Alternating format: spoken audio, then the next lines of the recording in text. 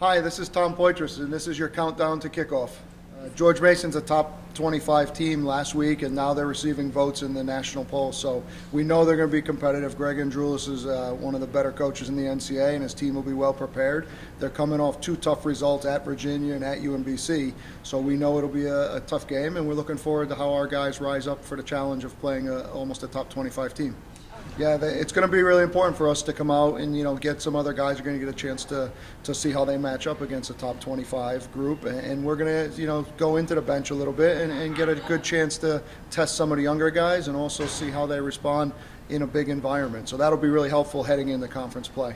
We're happy with the results so far of the season, but I think the biggest thing for us is our guys are doing a really good job of focusing on the here and now, and they're worried about getting better each game. They're not looking back, they're looking forward, which has been really a positive for the team, and it keeps driving us every day in practice, which is a real help. And the captains do a really good job of Damian Lowe and Anthony Santaga and David Bernardson keeping the guys focused on, what, we're doing all right, but this isn't where we want to be right now.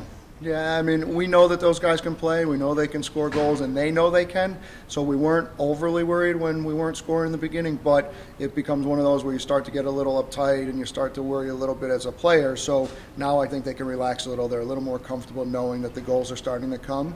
And now we need to see how we do in a game that the defense is going to be really good on Saturday night for George Mason. Well, it's a great combination, the two of those guys. First of all, they get along and know each other really well. And secondly, they're both really strong personalities, and they feed off of each other. So if Damian is getting on Jamie's big enough guy that he can handle it, but also Jamie's also big enough that he gives it back with Damian a little bit as well. And they critique each other and they keep each other accountable, which is a big help.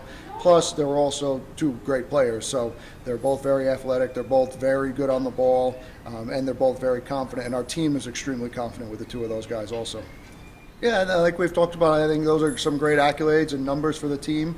And the guys are driven by trying to be, at the top of the NCAA stats. Our focus is really just getting better all the time. And it's unbelievable to say, but I really don't even think we've played our best soccer or our best defense yet. I think the guys are even getting stronger and stronger as the season goes. And knowing that excites us. The stats are stats, and sometimes you can read too much into them, but I think the way we're performing and the way we're starting to close out games when we get our chances to be ahead, that's going to be really important for us moving into conference play. I haven't been to the Big E in a long time, but I'd have to go with some of the cream puffs. Since I was out in Wisconsin, the fairs are big there. We'll go with cream puffs.